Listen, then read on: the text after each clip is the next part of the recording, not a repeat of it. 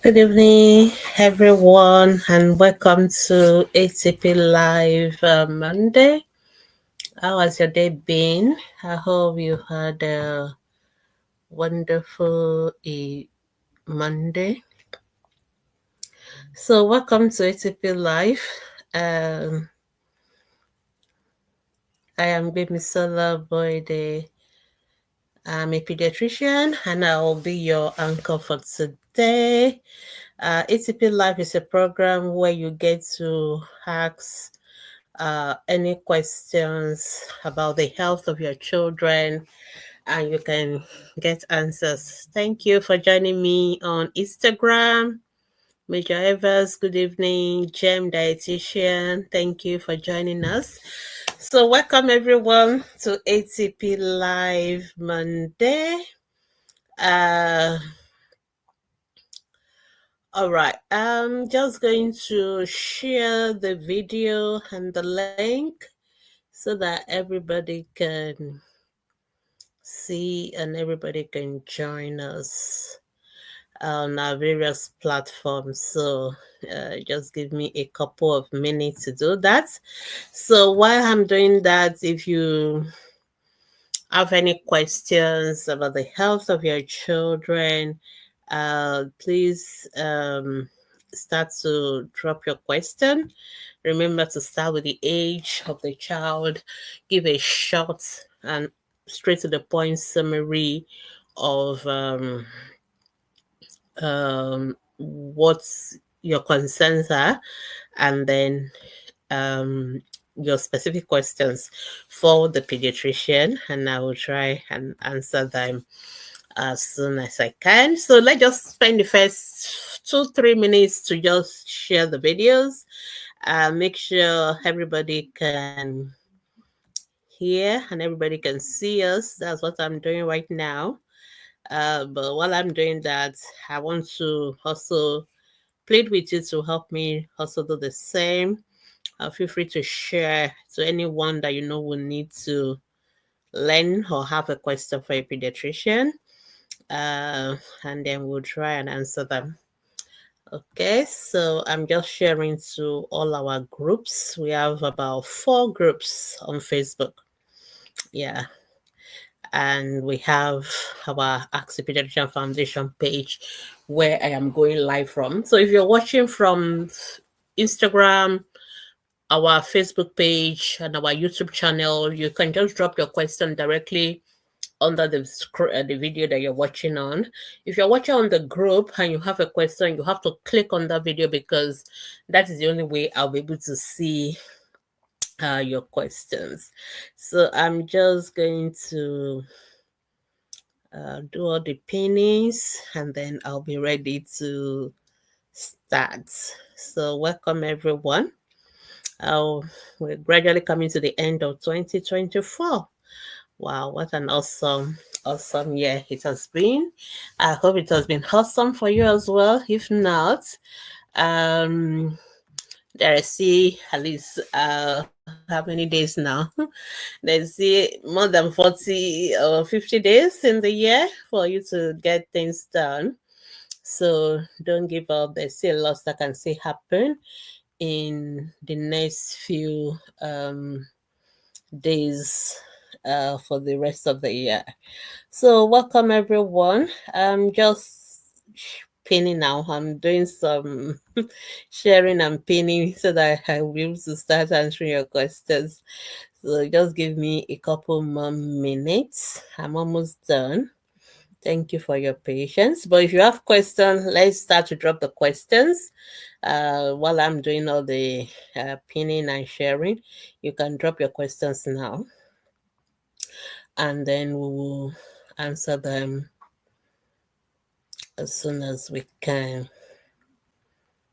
Okay, I think I've pinned in the group. All right.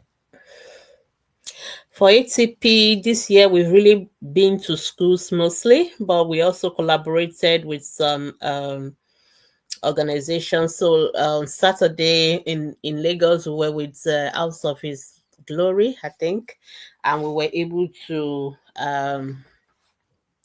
collaborate with them in a free medical outreach. So yeah.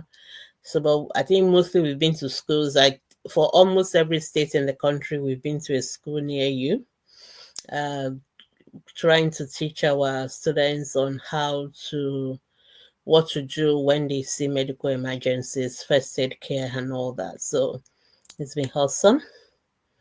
We hope to do more, but we've run out of our money. So if you're there, you want to support us, please do support ATP as you are thinking of what charity to support as the year runs to an end. Please think of us.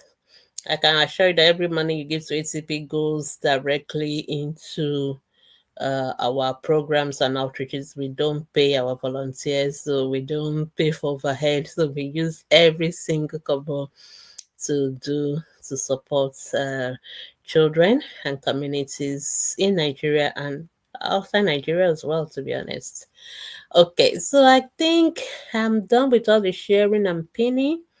Again, I need to just check one more group to make sure I've done it in that group. Okay.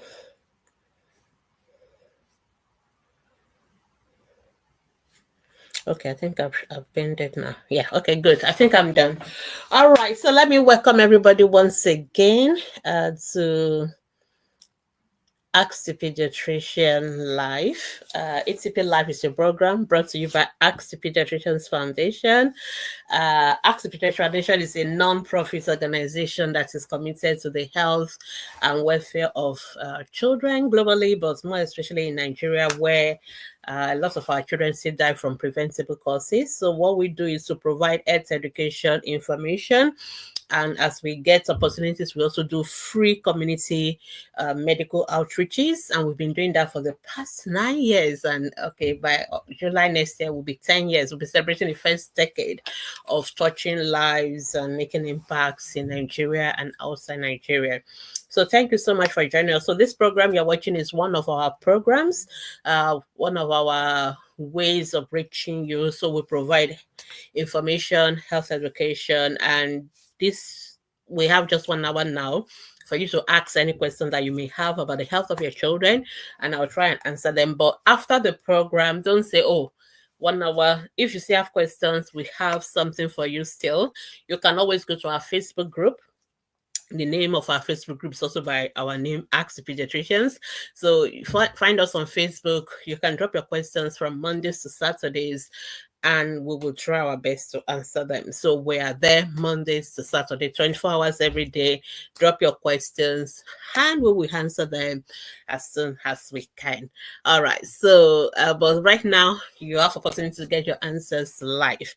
So I'm going to start. Let me just check Instagram first. I always like to start on Instagram because their questions tend to disappear. So I hope nobody has asked question on Instagram yet. So I can't see any. But if you have questions, please ask. I can see questions already on Facebook, but I just want to be sure I've not missed the Instagram questions. So I'll go to Facebook and start to answer questions.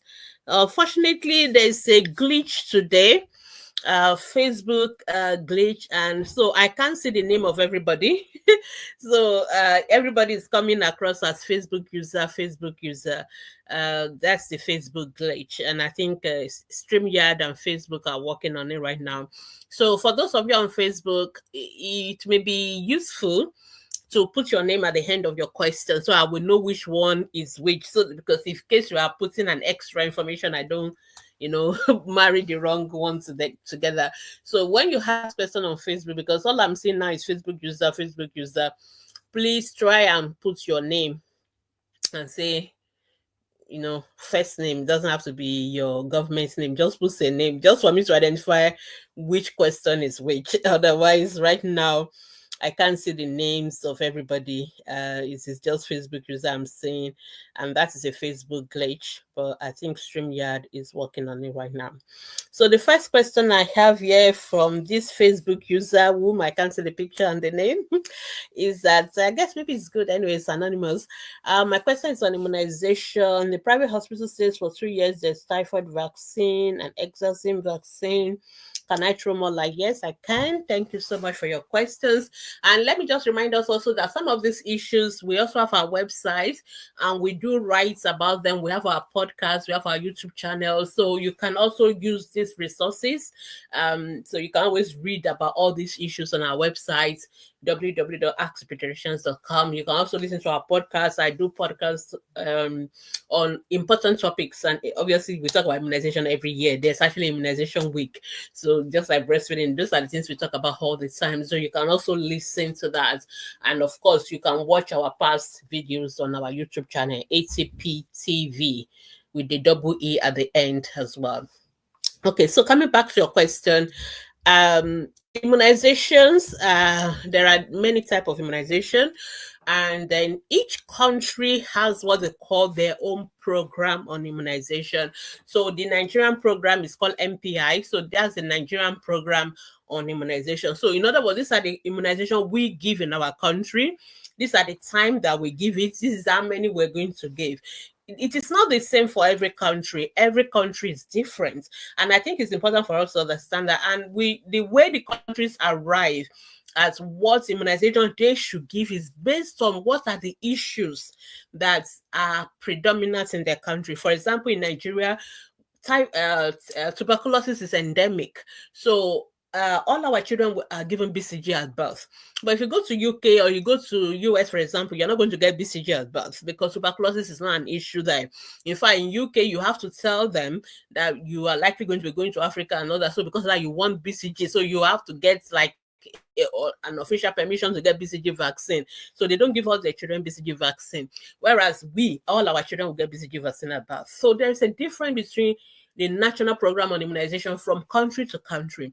So we should stick to what our country gives. That is number one. Number two, there are some immunization vaccines that are good for you to give your children as well, but they are not part of the program on immunization, which means you are going to pay for them. Okay, so now that is where it becomes tricky because some private hospitals just copy and paste. Okay, these vaccines exist, so because of that, they just put everything. So they just amalgamate what they give in US, what they give in UK, what they give everywhere. They just put it together and they start to give their children. That is not right. Number one. So it is. So there are some vaccines that are good to give, but I found out that private hospitals they give some other vaccines that are not necessary, that are not even recommended for children.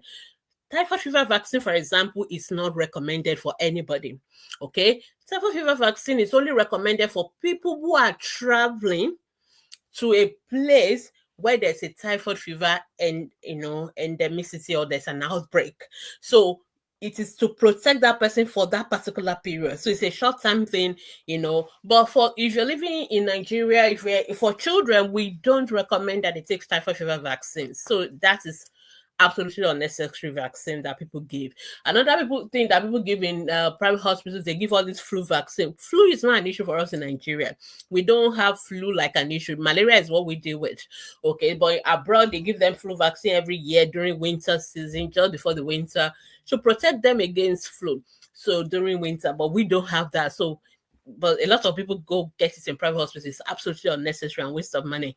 So that's why the government will not put this as part of our immunization schedule. And there's really no reason why you should give. Even some of our children, even abroad, in UK, for example, we don't give flu vaccines to all the children. We give it maybe the children who are already in school age. We don't give it to the under 1 and under 2, for example. So there are things that guide vaccines. So don't just go with the private hospitals. Most of them are doing it for business. They just want to make money, and those vaccines are expensive. So we don't recommend that. But when it comes to vaccines that you can take that are not part of the national program, but if you have the money, you can take them. Chickenpox vaccine, yes, you can take chickenpox vaccine. You can take your MMR, that is mumps and rubella. We give measles. But if you want to do extra, you can take MMR, which is mumps and rubella added.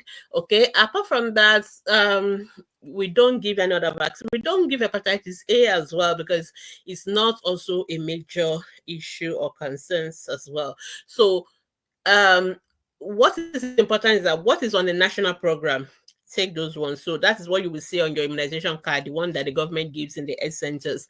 But all these extra vaccines that some of these private hospitals give, some of them are absolutely unnecessary. Typhoid fever vaccine, I'm trying to remember some of the other ones that they also give, cholera vaccine.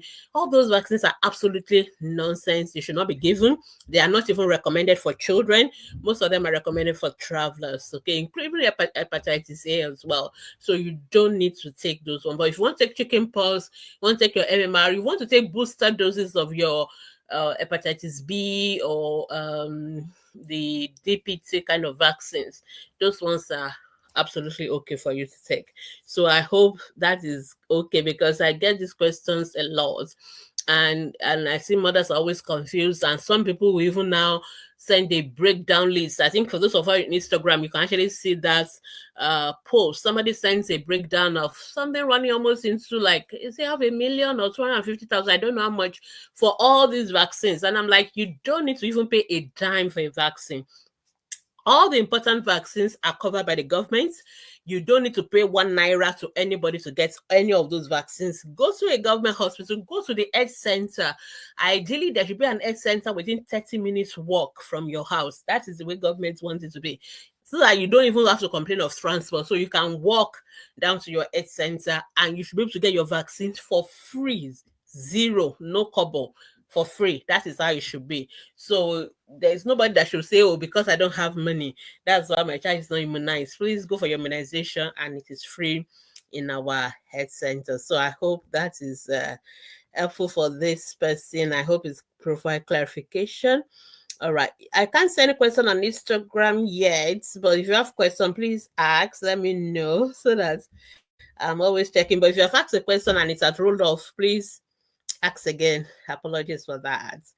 All right, let's move on. Lots of good evenings. Good evening. Thank you. So from Abdul Malala, thank you for putting your name. Your question is about the yellow fever vaccine. Okay, good.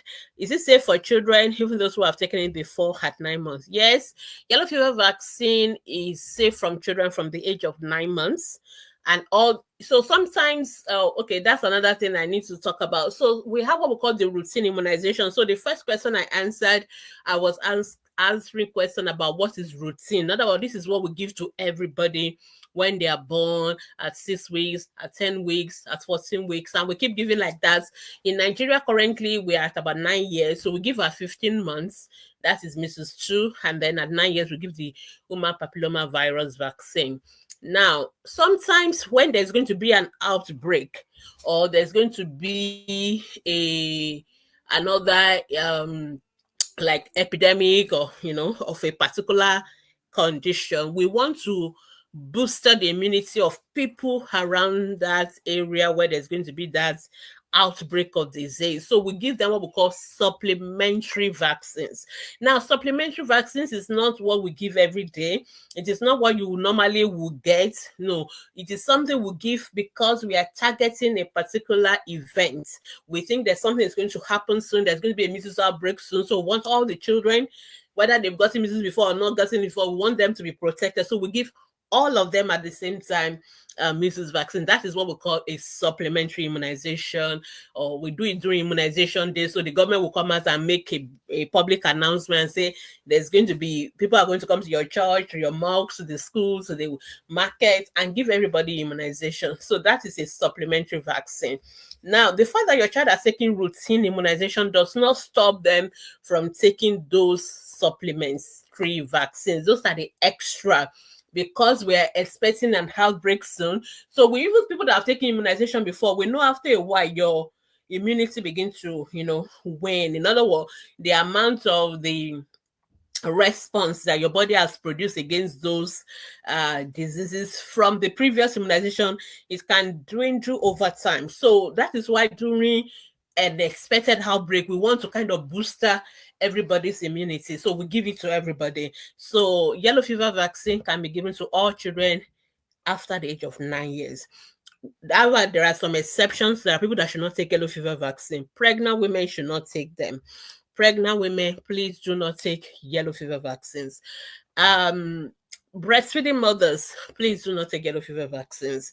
Okay, you are at some risks of certain conditions if you take, because they're live vaccines, so we don't want you to take it at that time. um Otherwise, also children below the age of 9 months also should not take yellow fever vaccine. But every other person, please make sure you take your yellow fever vaccine. And I think Lagos State, I don't know about other states, but currently they are promoting people, taking the vaccines. And it's so important that we should take them. I hope that's helpful. Okay, just checking on Instagram. Okay, let's move on.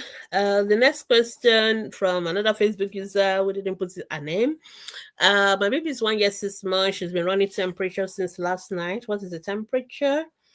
Whenever you tell us your baby is running temperature, we always want to know what is the figure. That is pediatrician. And I always say every mother must have a digital thermometer. I mean, you don't need to be a nurse to use a thermometer. It's digital. You just put it there under the armpit, under the tongue, and it will beep, and you will read 37.5, 37.8, 39, 40, whatever. You can read it. So that will give us an idea of, number one, whether your child has fever, because a lot of people will tell me my baby is having fever. What's the temperature? It's 37. That is not fever. That is normal temperature. So, but anything above 37.5 is fever. And then, if it's at 7.5, 38, that is what we call low grade fever. By the time it's climbing to 39 and above 40, that is high grade fever. And usually we are more worried about the high grade fever. So it's always important for you to always tell us the temperature. And I'm happy that you're giving out the paracetamol. So if your child is having fever, you're giving paracetamol and the fever is not going, yes, you should take the child to the hospital, because we need to know why the child is having the fever. And I can see you've put there that, oh, maybe you think there's an incoming tooth. Please, that is not the reason why your child is having fever. Having teeth or teething does not cause fever. I know a lot of Nigerian mothers, we have written it into the constitution that children having fever is due to teething. Please, it is not. It is not. And I'm saying that with all sense of responsibility, because when I was in Nigeria, a lot of mothers come to the hospital. Their child are very ill, and you ask them, "Come on, this child has been sick for 2 days, 3 days. What are you looking for? Why have you not come to us?" And the typical answer is, well, they say it's teething. They say it's teething. We have been giving teething medication and all that. That thing is very annoying, honestly, very, very, because no matter what we can do as pediatricians, we are not miracle workers. Honestly, we are not. We are not miracle workers. The earlier we see a child, the earlier we start to treat the child, the better. And sometimes you come too late, and it is too late for anybody to do anything. That is the honest truth. And children are very, very that fragile. So any little thing can send a child over to the other side very quickly. So when children are sick, we want you to come to us on time. And we don't want you to make assumptions. And these assumptions is why people don't come to the hospital. The child is having fever, it's teething. The child is coughing, it is teething. The child is having diarrhea, it's teething. It's as if the teething is the cause of every illness in a child. That is not true. Teething does not cause any illness. I can write that in a billboard and put it everywhere for mothers to see. Stop assuming teething for every illness your child has. You have fever, diarrhea, cough. The child is ill. The child is not, it's not the teething. Children bring out their teeth every day and you don't even know. You just wake up in the morning and you see the teeth there. So teething does not cause any illness. Teething does not cause children to have fever, does not cause diarrhea, does not cause rashes, does not cause any of those illnesses.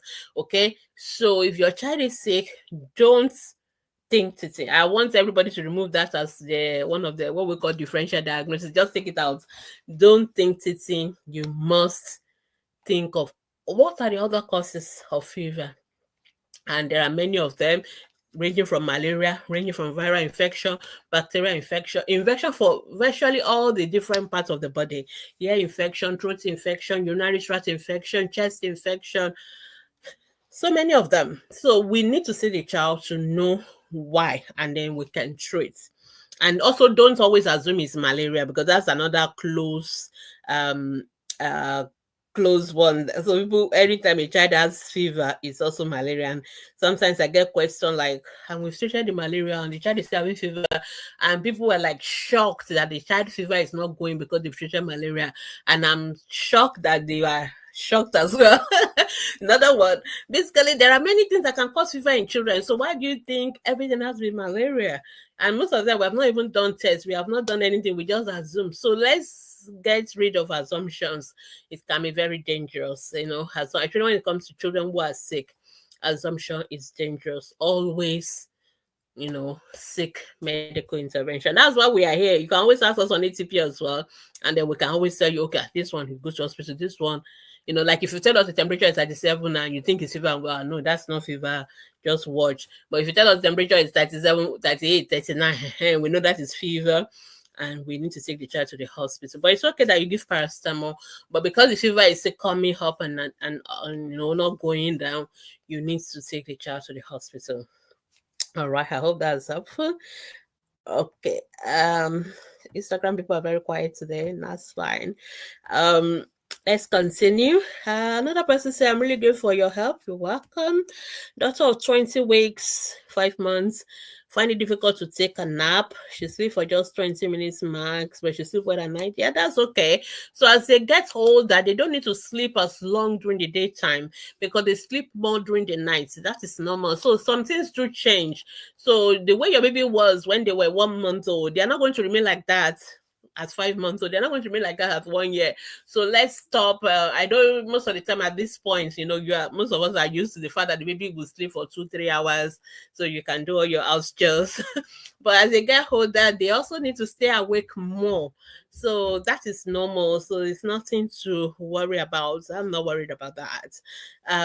Secondly, she find it difficult to suckle on your breast, especially the left breast. She behaves as if the breast is shocking her. That sounds very unusual. So number one, this baby is 5 months old, so you've been breastfeeding for 5 months. So I expect that you would have master the art of breastfeeding. But usually for at this point, the most important thing first is to make sure you are attaching the baby to the breast properly. And a lot of us mothers, we, depending on whether you're right-handed or left-handed, we find it easier to breastfeed on one side of the breast more than the other side. But we must be conscious about making sure we alternate the breast. We must always breastfeed with both sides. And I always tell mothers that that's why God gave you two and not one. If you only need one breast, after all, you have only one mouth. God could have given you one breast, but God felt you need two. So that's why he gave you two. So the baby needs to suck on both breasts.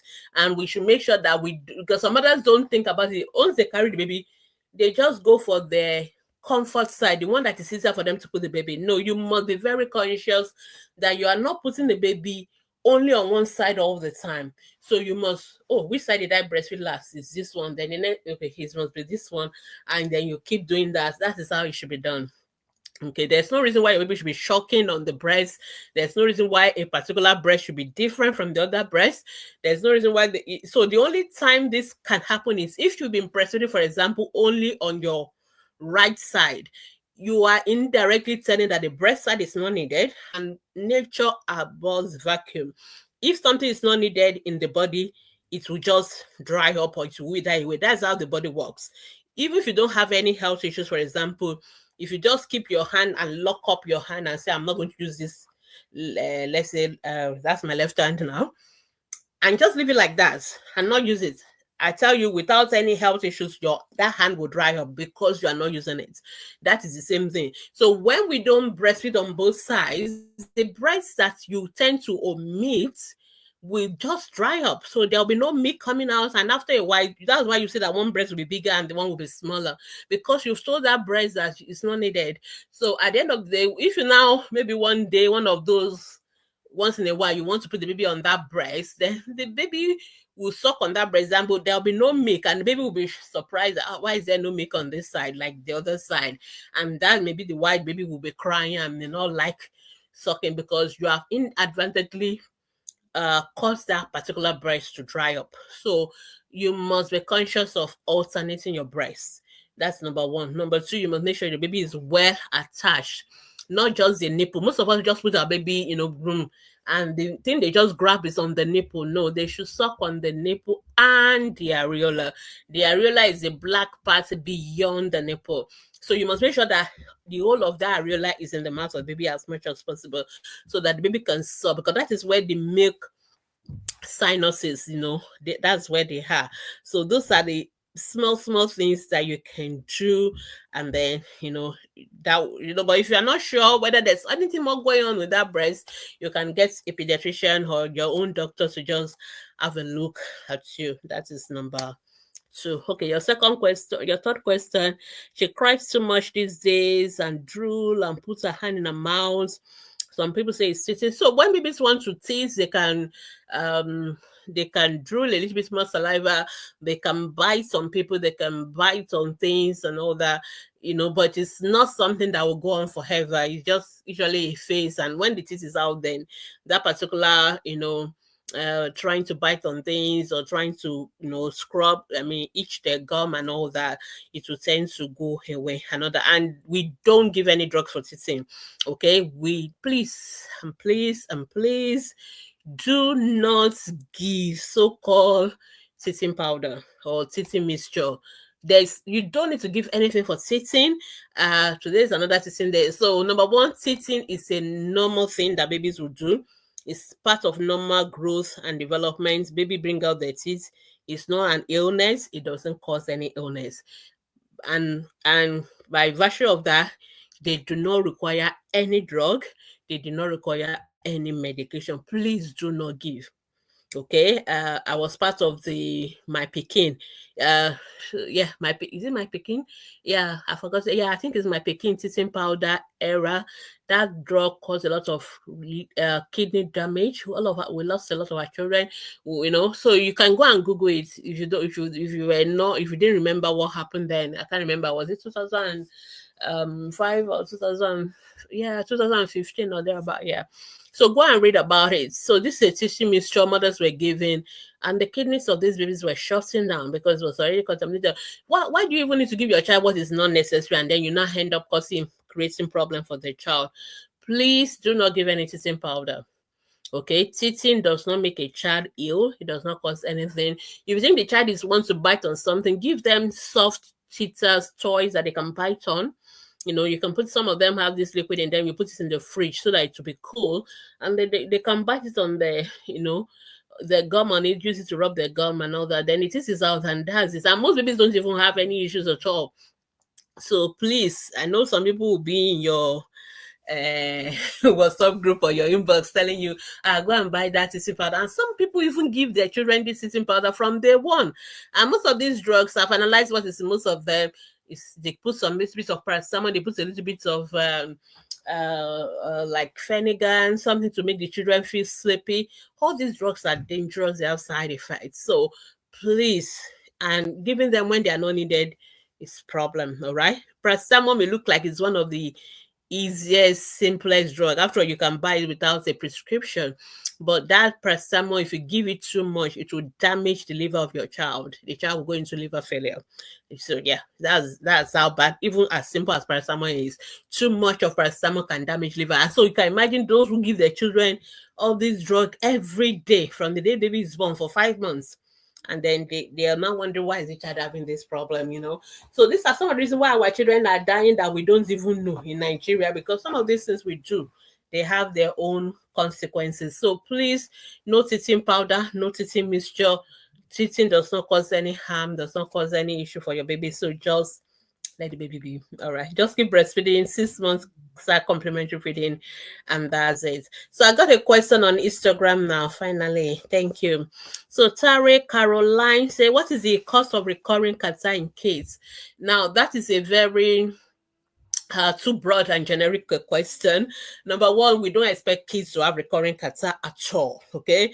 So sometimes people ask questions, and the way we frame that question is as if it is an accepted thing to happen. No, children should not be having catarrh, and they should not be having it recurrently.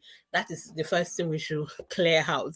So now the second question is for those children who have it. So the fact that some people experience it does not mean all the children are having it. It's not true. So, but for those children who have recurring catarrh, then we need to know why is the child having it? Okay, so number one, it could be the father, for children that go to daycare, children that goes to crutches and all that. So a child can have catarrh from viral infection, but it's something that's spread in the hair. So if you're in a place where other children are also having the cough and the catarrh, then they just keep infecting each other. And when this child is getting better, especially if it's a daycare or crèche that don't have good infection control policy, like if a child is sick, the child stays at home, they shouldn't come to crèche. If a child is coughing, having catarrh, they should stay in their house, they shouldn't come. But most parents now, please help me, I have to go to work. So the children keep reinfecting each other. So that is one of the most common reasons. Also, if we don't give our children this protection, that's one of the reasons why we say breastfeed exclusively, so that the child has their own immunity. But when we give them all this formula and all that, they get food, but they don't get protection. You don't get antibodies, which you will give them in your breast milk that will protect them against cough and catarrh. Also, babies are exposed to smoking, whether it's cigarette smoke, firewood smoke, and all those things destroy what we call the cilia, some agents, some parts of the body that normally keep away all these germs. But smoke, secondhand smoke, and all that can destroy it. And then those children are more prone to having respiratory infections, or their siblings have gone to school, they come back, they've caught the catarrh and cold, and they bring it home, and these children also get it. So these are things that make some children to have this cough and the way to get rid of it is to stop the exposure. If the child is having cough and catarrh in the crèche, keep the child at home, get a nanny, let them stay home, and make sure your children are breastfeeding exclusively, make sure you go for your immunization and all that. That is one set of people. But there's another set of people who keep on having cough and catarrh because they have what we call allergic rhinitis. So they have this tendency to get when they're exposed to the trigger when they're exposed to whatever is there, whatever they are allergic to. Maybe some people it could be smoke, some people it could be perfume, some people it could be dust in the hair, whatever. They are allergic to it. So once they're exposed to it, they just sneeze and sneeze and sneeze and cough and all that. So for those who have allergic rhinitis, we sometimes have to give them anti-allergy medication like steroids, something they may have to sniff in their nose, especially when they're having what we call the flare. So, but if it's not getting better, you may have to see the ENT doctors. Also, some children may have block in their airways. Maybe they have adenoids that are big or tonsils that are big. That can also make them to be having recurrent respiratory infections, and they can have that. So bottom line, if a child is having recurrent cough and catarrh, don't assume it is a normal thing. It is not. You have to see us. Come and see the pediatrician. So we will go through all these question and answer session, and we begin to work out, is it the fact that this child is being exposed to people who are coughing, having catarrh, or is it that this child has allergic rhinitis, or is there something blocking the airway of this child? But let's not assume that it's normal. It is not. So we need to know why it is, and we need to, deal with it. So that is how we manage that. All right, Ara Setina. My girl is 3 years old. She's not talking yet. Just like 3 words per day. When you say 3 words, do you mean 3 single words?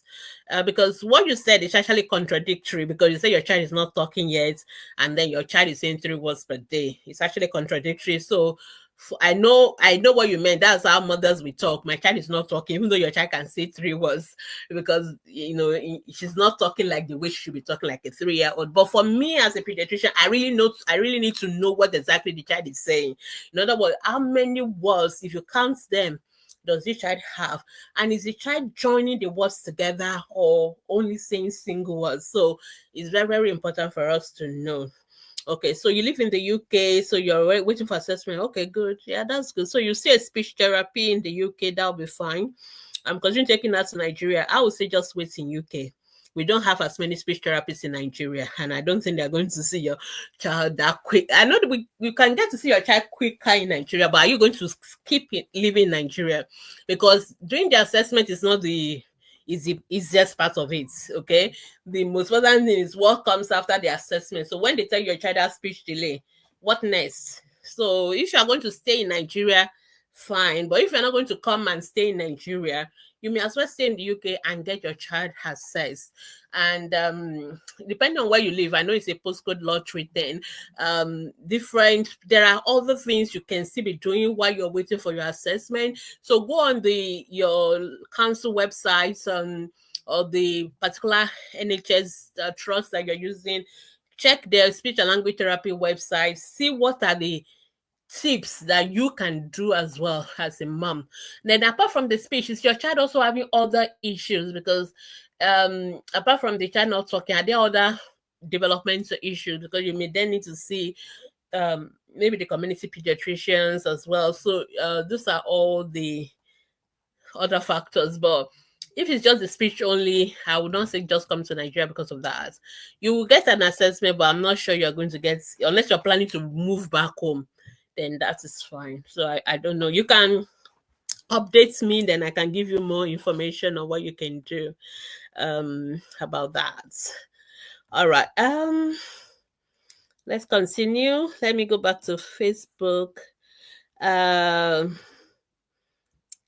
Yeah, okay, Mrs. Bassey, I think I've answered your question. Okay, nothing to give to easy teaching, just titters and all that. Okay, somebody saying, thank you for the self response on immunization. What about the Exazim vaccine? Exazim is 6 vaccine in one. What we give in Nigeria is Penta vaccine, which is 5 in 1. But we don't give Exazim again. Your child is, how old is your child again? We don't give a 2-year-old. No. So your child has taken all those vaccines at 6 weeks, 10 weeks, and 14 weeks. Your child needs a booster. And the booster is not all the 6 of them again, or the 5 of them. The booster is just for the hepatitis B, and I think the tetanus and the what's the pertussis. So there's a way they give it. Okay, there's another way to combine those ones, because even when you want to give it, there's a particular way they have to give it. Right now in Nigeria, we're not yet giving booster doses for the DPT. We can do tetanus because tetanus is single alone, but we're not yet giving. But your child at least should not be taking the 6 again. That is the point I want to make. So I don't recommend that, and nobody recommends that. Even in the UK, they don't give Exazim at 2 years. Nobody does. So they only give the one that need the booster. So either the hepatitis B or the tetanus, and you can take it separately if you want to take, but it's not even absolutely necessary, to take those ones. So usually what we do for tetanus is if the child has an injury and all that, we give them tetanus vaccine. But for the pertussis and all that, the kind that we really need to give, I'm not sure we have it in Nigeria, which is a cellular pertussis and all that. So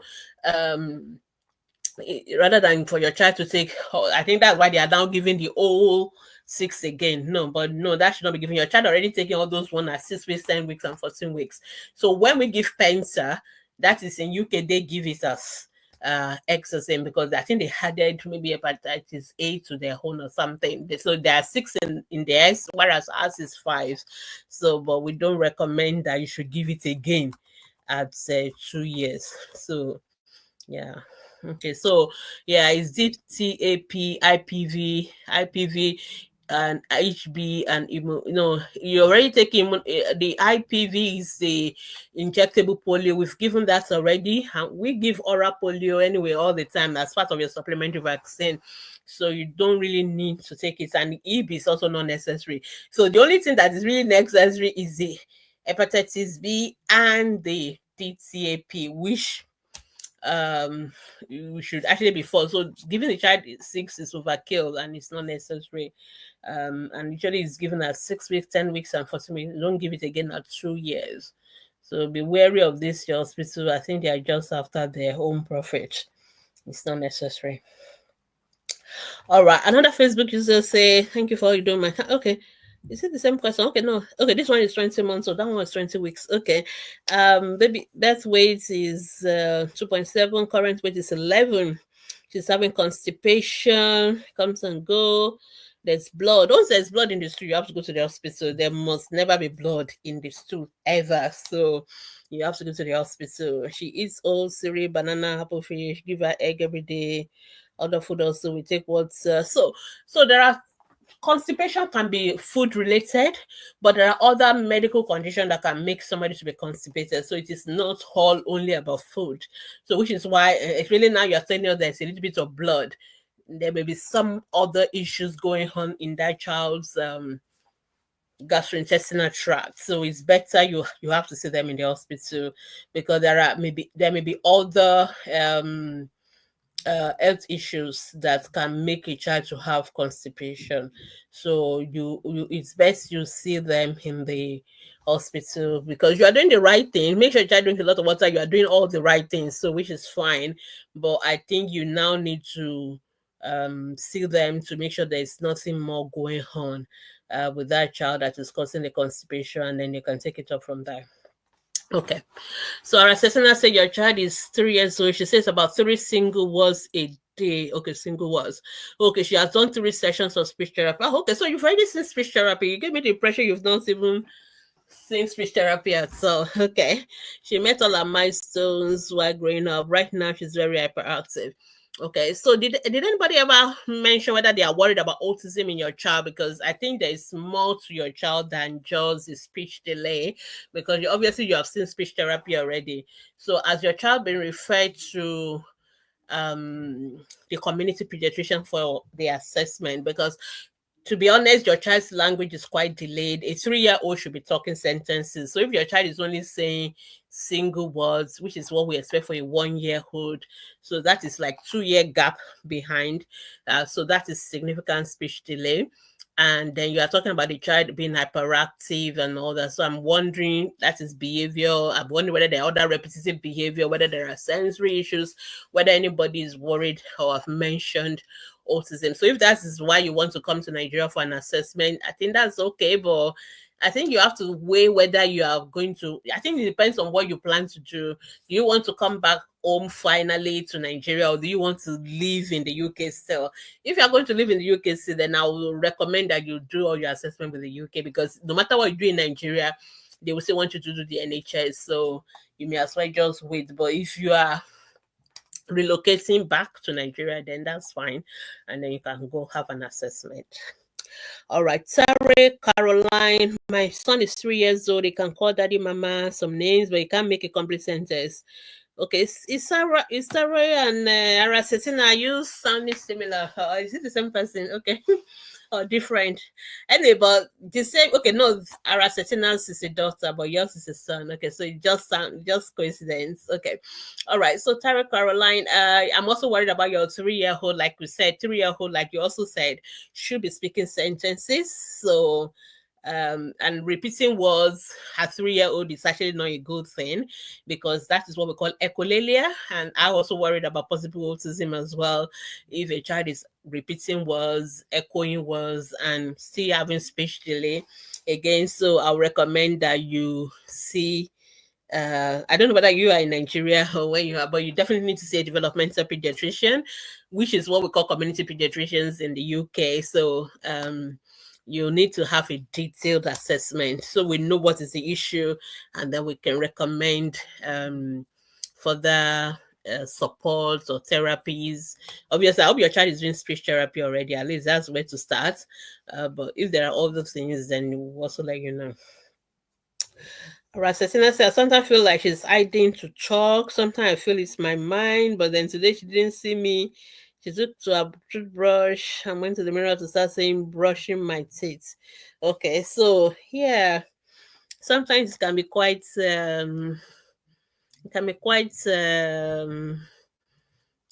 difficult to know where the child is, because actually sometimes children knows more than what they say. But I guess it depends on how she is during assessment, because sometimes parents will focus more on the what we call the expressive speech, what the child is saying. But there's also what we call receptive speech, what the child understands.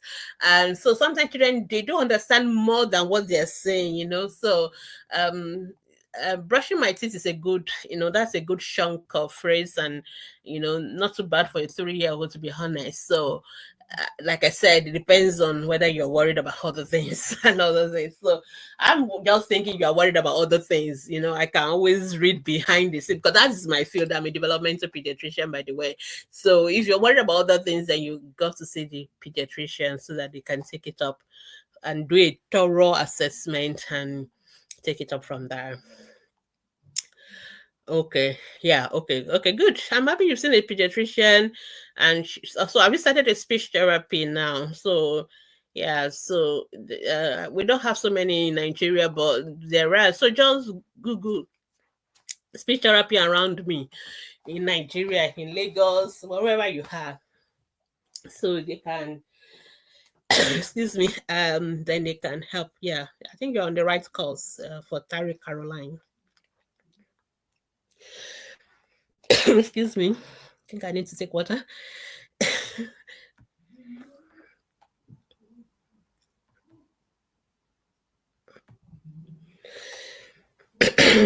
Okay. The next one, my 4-year-old is always sweating, not too much. I don't know. I don't know what to say about that. So I mean, if it's not too much, then I'm sure you shouldn't be worried about it. So I'm not sure. So anyway, let me just tell you what I will worry about as a pediatrician. If a child is sweating when everybody else is cold, that is when I worry. In other words, if it's freezing cold, it's Hamatan or it's winter, depending on where you are, and everybody else is shaking and your child is sweating, then I'll be worried about the child. But if the weather is hot and and the child sweats, maybe sweat a little bit more than other people, that is still within normal. So what I would say, just ensure the room is cool. Please use AC, use fan. There's no contraindication to their use in children. I know some people worry about using it in children. Please let the children have fan and AC. There's nothing wrong with that. And make sure you dress them according to the weather. So if the weather is cold, they can wear thick or extra layers. If the weather is hot, please let them wear cotton wears and let them, have the windows open. Make sure there's cross ventilation, there's fan. I know in Nigeria also lights, our national grid is collapsed again. So I guess everybody's entitled to sweating now. So otherwise, but like I said, if this excess more than what is expected, then you can see a pediatrician, because it can be a problem as well. All right. Okay, so like I said, for those who are just joining, everybody's name is showing as Facebook user, so I wouldn't know which one is. So if you have posted before and you are putting extra information, please put your name so that I can marry it together. Otherwise, I won't know who is actually saying something. Like this person saying somebody is diagnosed with allergic rhinitis. Is it the same child? Is it the child that is sweating and undergoing medication, mostly in summertime? If it's a child that is sweating, I have a feeling that maybe you are overdressing the child, because an average Nigerian person thinks when people have cough and catarrh is because they are cold, and they begin to wear extra layers of clothes for them, then the people are going to sweat, because cough, catarrh, whatever, is not from the cold. Okay, it's either from a virus, respiratory infection, or like you say, if it's allergic. So it has nothing to do with cold itself. So if you're overdressing the child, please reduce it. Otherwise, I'm not sure. I'm not even sure whether it's the same person that asked about the 4-year-old. So I'm just assuming, because I can't see your name. Sorry, unfortunately, Facebook and StreamYard are having a glitch right now. All right, another person is saying my 11-week spit out is milk in large quantity. Okay, you take him to the health center. No, that's not an health center case though. So when you have babies, very young babies, newborns, when they have issues, don't take them to a center. A center is for them to get immunization, for them to get their weight check and all that. When your child has issues, that baby has to see a pediatrician. You're not going to see a pediatrician in a center. We don't stay there. Okay, so even most of the health centers don't have doctors at all. So please, you have to take babies to a hospital that's a pediatrician. And if you're in Nigeria, for example, that minimum is for a general hospital. Minimum, you will see a pediatrician, general hospital, or a teaching hospital. Some good private hospitals have pediatricians as well. So otherwise, not essential. No. Babies do spit up, but what you said is that it's large quantity. I'm not sure how large is your large. So, but definitely we need to say it, because if it is too much, if your baby is bringing back almost all the milk that the baby has sucked and the baby is not gaining weight. What's the weight of the baby now? I think you added the weight there. Let me just check that. Um, the baby seems to be gaining weight. So if your baby is gaining weight, well, is very unlikely for it to be large, because if it is large, and which means that the baby is bringing back all the milk, obviously, you are a mom, so you may not know what may look large to you may not really be large to a pediatrician. But the trick here is that your baby's weight already has told me the correct answer, that this baby is getting enough milk. So whatever baby is sucking, baby is getting enough milk, because baby is gaining weight. Your baby has gained 2 kilos. That is good. So, and that baby is just 11 weeks. So that is good. So I don't think it's that large.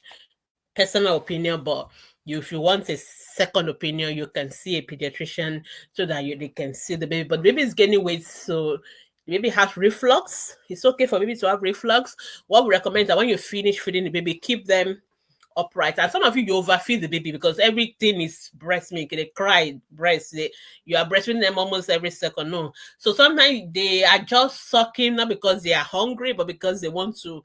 Sucking is pleasurable for children. Is usually, like for example, when we want to do procedure for children that is painful, we just give them something to suck on. Because so when they are sucking on the maybe glucose water, whatever we give them, they won't even know when we put the needle into their body and all that. So sucking is something children likes. It's a pleasurable event. So sometimes children just suck, not because they are hungry, just because they want to suck, because they like sucking, and because they also want to feel their mother close to them. So in such instances, when they over suck for no reason, they're going to bring it out. So, and that may be the reason. But your baby obviously is gaining weight well. So I will not be worried. But like I said, if you want to be doubly sure, you can see a pediatrician, not in health center though. You can see a pediatrician, and then they can take it off from there. But what I recommend is that when you feed your baby, keep the baby upright, rub their back gently, keep them upright for 15 to 30 minutes. It won't completely eliminate the reflux, but it will reduce the amount that comes out. Okay. And as they get older, the tummy gets bigger, the reflux will get, it will be getting less and less. And by the time they start taking solid food, that is the end of reflux. But the fact that your baby is gaining weight is very reassuring for me. Okay, so somebody is asking a question on Instagram. Wenola, it's a good evening. What can be done to a 16-month-old with bow legs? Okay, it depends. Some bow legs are just natural thing, especially if in your family. People tend to have bow legs, and that was something that runs in the family. But some may also be, depending on how severe, especially if it is very, very coughed, very severe, very obvious, and it may be sign of rickets, it may be sign of vitamin D deficiency, calcium deficiency, and all that. So in those instances, we have to do tests, check the baby's blood calcium and all those things, and we may need to treat the child. So because we won't know which one is which now, because I've not seen a picture of your child, I don't know whether it's just the natural one that will resolve on its own, or whether your child has severe one that is rickets, or even some other like blount disease, some other conditions that can cause severe curvature of the legs in children. So I would just recommend you see a pediatrician. Bottom line, you have to see a pediatrician so we can take it up from there and see whether it's okay, reassure you, or whether it's one of those ones that we have to actually investigate and treat properly as well. Okay. Aracina say, I see a lot of supplement here. Say no, don't go there. So, okay, don't buy any here. Yeah, please don't. Okay, so I will tell you for free that there is no when it comes to things like developmental delay, autism, and all that, usually it's an issue in the brain. Okay, that's number one. It could also be genetic, and we most of the time we cannot fix what is wrong in the brain per se.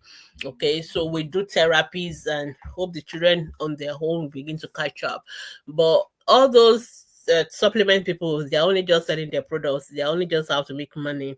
There is no scientific evidence, because we had not we're not like babalawos and all those people that just say go and do this, and just in medicine, orthodox medicine, you have to prove, there must be evidence that this thing works. So we do what we call evidence-based medicine. So if you say your supplement is going to do something, then we'll test it in Nigeria, we'll test it in US, we'll test it all over the world, and then we'll compare those who take your supplement to those who didn't take your supplement, and we'll see what difference did it make. Is it significant or not? So if it's only one person or two people that got better and the rest of them nothing, then we're not going to recommend that. So most of those supplements are in that category. They don't have scientific evidence that they work, so I don't recommend them. And some can even be dangerous, so you have to be very careful. And I know they would promise you everyone had that the once you give you everything's going to go. It's not true, okay? And I know some of my patients that have tried them anyway, and they always come back and tell us the truth anyway. But I know that sometimes parents, you are desperate, you want your child to get better. So anything anybody says, you want to try it, just be careful. So I would just tell my patients, be careful. If it is if it's something that is not dangerous, like maybe something like food, somebody say, okay, don't take gluten, don't take say after all, as long as the child is eating other food, if you want to try that one, I won't have any issue with it. But once they start telling you, oh, you have to take this one to chelate this method to do this, please run, because I've seen those drugs cause harm to some children. So some things they don't do any harm, but they also don't do any good. That's up to you if you want to try those ones. But the ones that can cause harm, please run away. I would rather say you run everything you want to give through your pediatrician who is already seeing your child, or your GP, so you don't end up getting into trouble. I don't think they work. That's the honest truth. Because if they work, I mean, we will be very happy to be giving it to our children. Anything that works, we are happy to try it. But most of them have been subjected to the scientific research, and they didn't work. All right, my time is up. Oh my goodness, I need to go now. Why did I stop on Facebook? Yeah, okay, the child that is sweating. Okay, yeah, okay. So let's just answer the remaining few questions on Facebook, then we can go home. This is from Stella. Baby is 16 months, had atopic dermatitis, has been on drug for a year. It comes, and I don't know if there's anything to do. Yeah, there's no permanent cure for atopic dermatitis. I'm very sorry, but that is the honest truth. But the good news is that it may go. It may go. It will come and go. It will come and go. Sometime by the time children about 5 years, some of these allergic things go away. Some people will always be sensitive, always have that sensitive skin all their lives. It's just about managing it. But all those very big flare and redness, sometimes as the children are going older, it tends to calm down a little bit more. But please see your dermatologist. You have to make sure you're also doing the right thing, because you also say you have been on drugs. You are not really specific with the drugs you've been on, but I just hope you are seeing a dermatologist, because not everybody that can manage it to be dermatitis. So please make sure you are seeing the dermatologist. Okay, yeah. Okay, so this is the person that asked about the child who is sweating. Okay, the same child has allergic rhinitis. Okay, good. She's book her off from school. I don't know what you mean by book her off from school. Why would they take her off from school? Allergic rhinitis is not contagious, so the child does not need to stay out of school because of it. Doesn't know where could be the cause. You mean they didn't know the trigger, like what is causing it? No, yeah. Sometimes it could just be the weather, the change of weather, the fact that the weather is colder. Sometimes it could be anything. Dust. It could be air. What's it called? Air. All these pollens in the hair. All those things. There's so many things that can cause it. So they can refer to the allergic doctors to work that out. But to be honest, sometimes we don't always know the trigger. So there's nothing we can do.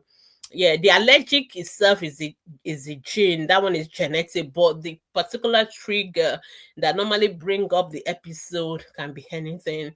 So yeah, people can outgrow allergic conditions. Not that when we say outgrow, what we meant is that you always have that gene, you always have that sensitivity, but the flares, all those big episodes will be less. And some people actually stop having them, but some people will always have them all their life. To be honest, we never know who is going to. But majority of people stop having the big episode. Because after a while, you will know, when I stay away from this, I stay away from that. During this period, I do this, I do that, then I'm okay. So that's why it's good to know the triggers, because once you know the triggers, you avoid them. And sometimes once you start avoiding those triggers, you'll be fine. All right. Good evening. Maybe it says someone she has a running nose. Will it resolve it on his own? If the baby have running nose, no fever, no cough, no fast breathing, no difficulty with breathing, it should resolve on its own. Most likely it's a viral infection. But if the child has fever, has cough, has fast breathing, difficulty with breathing, you have to take the child to the hospital, because the child will need antibiotics treatments for that. It may be more than just running nose. Somebody said, I noticed a red patch on my baby's head. It would be nice to see the red patch. I can't give an opinion unless I say it. So you can post it on our Facebook group with a picture, and then we can take it off. Usually, I don't think anything red should be from sleeping. You didn't tell us the age of the child. Always tell us the age of the child, but I don't think anything should be from sleeping. Sleeping should not, unless you are talking about where you put the baby yourself. But I don't think anything should be from sleeping. 4-month-old is having cough. I think I've just answered that same question. The answer I gave to the 8-month-old is the same thing. If baby is having cough but no fever, no fast breathing, you can watch it and see whether it will resolve on it. So, but your child is having fever with it, is breathing fast, is turning color, changing to blue or whatever, you have to go to the hospital. Or they are breathing so fast, you have to go to the hospital. Okay, I think that should be the final. Oh no, not the final. Somebody 3 months old has discoloration around her eyes and towards her hairline, and it's spread. That may be a skin infection. Yeah, you should be worried. You should see a doctor. You can send a picture to our Facebook group. Yeah, we can send a picture to our Facebook group. We'll have a look at it. But the way you describe it sounds like an infection in the skin, most likely something fungal. That's the picture you gave is always, discoloration is always going with a fungal infection. That's the key word. You did a beautiful description. Is it wise to give two different types of antibiotics to a child within 1 week? Is it prescribed by a colleague, or is it self-medication by the mother? So that's the most important that's the most important question we need to ask you, but you have to tell me that first. So there's no law about whether we give antibiotics or 2 antibiotics. Sometimes we give more than 2.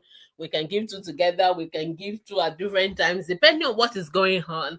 But the most important thing is that it has to be from the doctors, not self-medication from the mothers. So if you are still there, let me know. But it seems like you have disappeared. But please do not, final message as I sign out, please do not self-medicate with antibiotics. I think Nigerians, we are very, very guilty of that. We have a lot of lack of self-discipline and control when it comes to antibiotics, and I know it's all about money and all that. Somebody say I've sent my post with a picture, but I'm yet to get. Okay, we'll get to your post. Please always give us time. 72 hours is the maximum we ask that you give us, because as I'm here now, I can't be on Facebook group at the same time. And all my colleagues, some of us are working. So we do it, it's a voluntary work. So be patient with us. But if it's so urgent, then it's okay for you to go to the hospital. But if it's not so urgent, just give us a little bit of time, and we may still get to it today or tomorrow. But if it's urgent, hospital. So we're just talking about the antibiotics. Please do not self-medicate with antibiotics. I know some of us can just walk into our pharmacy, which is not ideal. We shouldn't be able to just walk into pharmacy and buy antibiotics. I mean, it shouldn't be happening in other parts of the world. If we're a doctor like myself, I can't just go into a pharmacy and buy antibiotics. I need my own doctor to prescribe it for me. So because it has to be controlled. So, but in Nigeria, anything goes. But please, let's not abuse antibiotics. Make sure you only give antibiotics prescribed by doctor. There are many things that go into doctors giving drugs. Most of us don't know that. We just think, oh, this is that same drug they gave me last time, I can just go and try it again. No, there are many things that go that we think about when we prescribe medication. So please, no self-medication.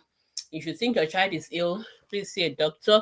Sometimes we are allowed to start giving antibiotics while we're waiting for the result of the test, because we don't want the child to get worse.